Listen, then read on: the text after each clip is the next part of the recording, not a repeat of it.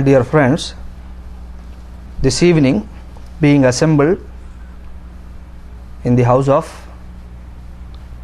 Sri Srinivas ji for the satsang, we will try to understand a few things which are very essential in progressing. We all know that we want some spiritual growth. We have the desire. The proof is you respect every Swami, you attend every satsang, and you come to bhajan kirtan. That means I have a desire, you have a desire. But in spite of the desire, if I have some confusions regarding the basic aspects of that so-called growth, then that desire will not in any way contribute to that. That's why more people you see frustrated in the name of religion than the fellow who is in materialism. A fellow whose philosophy is just eat, make merry, and one day go. Khana, peena, and jana. Roti, kapda, or makan, there ends the matter. So I want something to eat, to enjoy. For that I need to work, and I need some stability, mobility, stability. Then I was telling you day before, he said anyone who comes to America first wants to buy a car. After that he will buy a house. After that he buys a boat, if at all he is in and around a water body. In, of course, not around. So then I named it. I coined 3 words. One is mobility, another is stability, the third one is sensuality. So I want to enjoy this, that, and your job is stabilized, got good amount of salary, getting good amount of salary, and could save some money. What comes to your head? Tirupati or Las Vegas? Even if Tirupati comes out of some fear, that's all. Your vote is for Las Vegas, my vote also. That means sensual, you want to enjoy.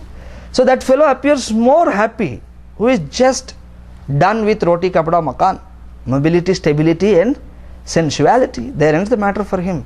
But if you closely observe this religious mind, a mind which wants to thrive, that is highly confused, highly frustrated, at times in a dilemma. The conviction what you see in that fellow can never be seen in this so-called fellow, spiritual person. Why?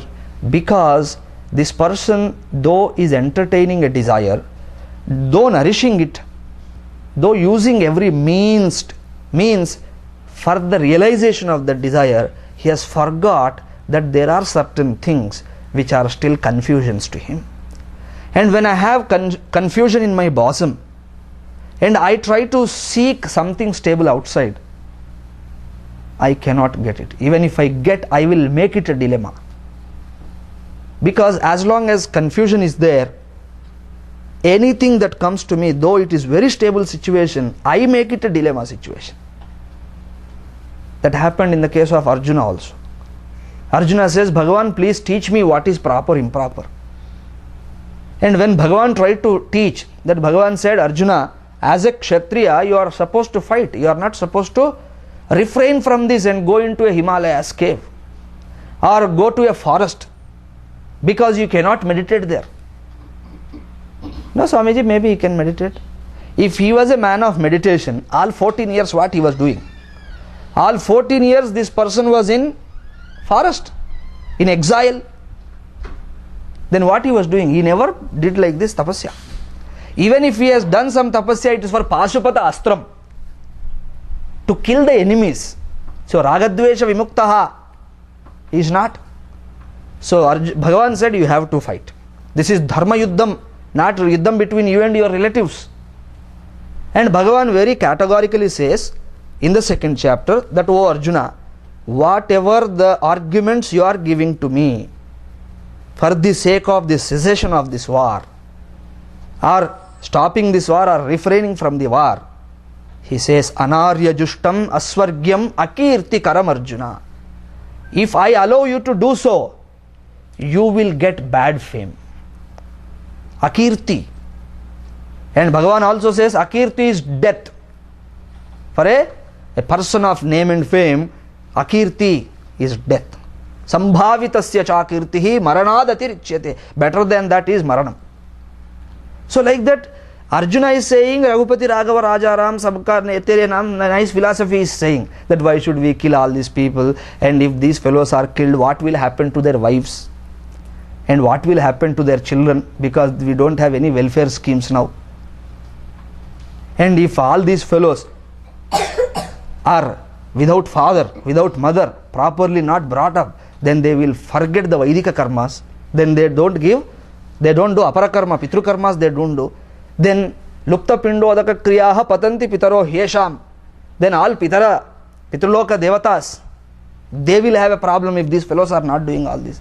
So Bhagavan, when I meditate on the consequence, I feel terrified with this war. Then God said, Arjuna, very nice, you are thinking in a better way. He is not saying like that. He says, Anarya Jushtam, this is not a fit thinking.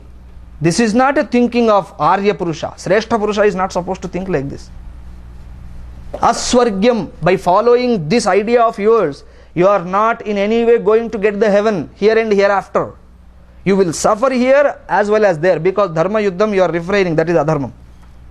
Pratyavaya papam will hold you. Then aswargyam, akirti. That means Bhagavan is clearly saying that this idea of yours is wrong and you are to fight. Is it right or not now? Having listened to Lord, in the third chapter, third chapter, he again says, Vyamishreneva vakyena buddhim mohayasiva me. Oh Bhagavan, with all confused words, with all mixed up words, you are confusing me. Arjuna says to Krishna, with this mixture of your words, the kichdi, you are confusing me. How dare he could say that? Krishna is categorically saying you have to fight the Dharma Yuddham, and he says you are confusing me. Where is the confusion? I don't see. Confusion is there in the heart of Arjuna. Though Krishna very categorically says, though Krishna determines that this is how it should be, Arjuna says, still you are confusing. Buddhim mohayasi. You are deluding my buddhi, he is saying. Bhagavan Krishna, who is there to give Atma Jnana to Arjuna, Dharma and Brahma Jignasa, both he is trying to give, and this fellow says, you are deluding my intellect. Why? Such a stable word of Krishna, why is not appealing to Arjuna? This is the question. Because this fellow had confusion inside. So as long as there is a dilemma in my bosom, there is some confusion in my bosom, how hard I may try, how sincere I may try, sincerity itself will not lead anything. Sincere you are, it is good, but that does not mean you will be successful. People generally do use this word, be sincere and you will be successful. How? I am so sincere, but I have not resolved anything, I have not decided the path, I have not understood what is the means, what is the end. What sincerity can do? Sincerity, of course, is the first step, but that in itself is not the end. As a means of preparation, sincerity is accepted, but not a means for realization or for spiritual growth. So in our religion, in our path of spiritual growth, in our understanding, assimilation, appreciating the teaching which comes from the perennial flow of the Upadesha of the Rishis, Arsha Vidya, which when written runs into voluminous texts, not one, not two, and which has a width and which has a depth too. We have width and depth. If you take even Mahabharatam, 1 lakh verses, more than any religious book in the world. 1 lakh verses. Only Mahabharatam. We have Ramayanam and many other Itihasas, Puranas, 18 Puranas we have. And more than that we have Veda itself, which is as equal as all this Sahityam put together. So here, when Acharyas are trying to teach us something, of course the teaching has to be in the form of words, not in the form of silence.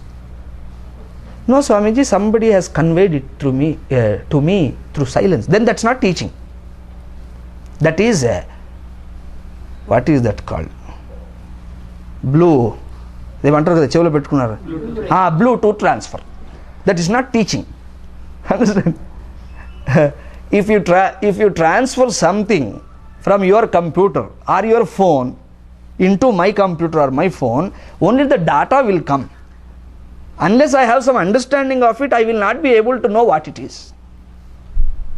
Right? If Suresh ji sends something from China in Chinese language, of course it comes to me from his computer to my computer, but I will not be able to read it.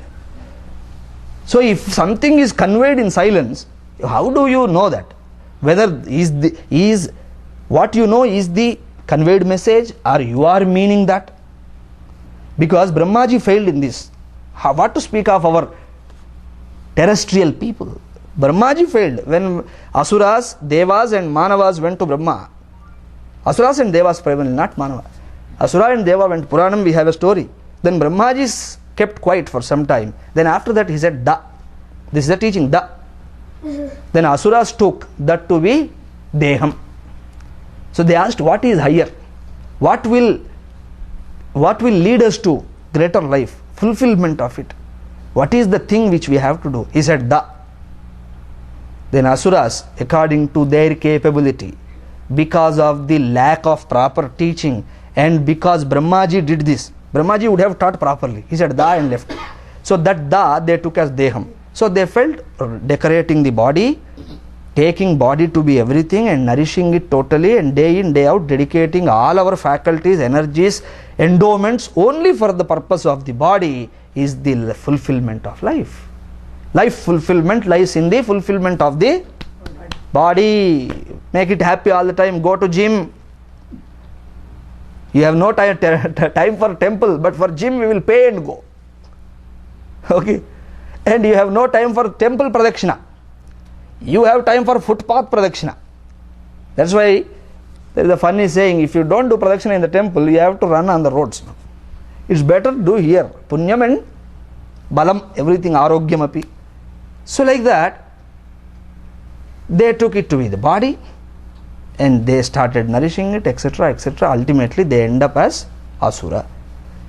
When I take myself to be the body, I commit all immorality, because for the sake of body's joy and happy, whatever, convenience, I am ready to take anything even at the cost of others, because my body wants that. But Devatas took that to be Dhammam, sensory control. What leads a man to higher plane is control and regulation of the senses, mind, etc. So they took that as tapasya and they followed that. So when Brahmaji conveys something Da, it is highly confusing and a group of fellows are misled. Like that, what to speak of our local people? Are they greater than Brahma? Can never be. Understand? Can never be. Even if you say it's great, I don't admit that, because Brahmaji is the creator. The first lord of the universe is he. So like that, if something is conveyed in silence, we are not sure whether that is what is conveyed, or you mean that, or is it conveyed or not. Even if it is conveyed, do you have any apparatus and ability to read it? All its confusion. But in our Veda, beginning from Veda, then Sutra, Smriti, Itihasa, Purana, any Sahityam, everything is Guru is teaching Sishya. So Pakka in the form of words, verbal transmission, not Bluetooth transmission, only verbal. So when I am compelled to teach something, I have to take resort to words. The knowledge what I have inside me is not bound by words.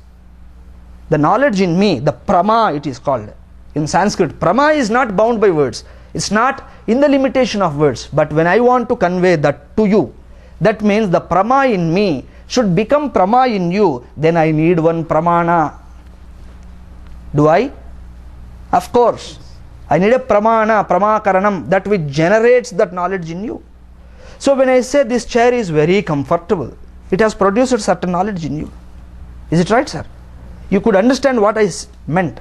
This chair is very comfort because it is giving so much support to the back, etc.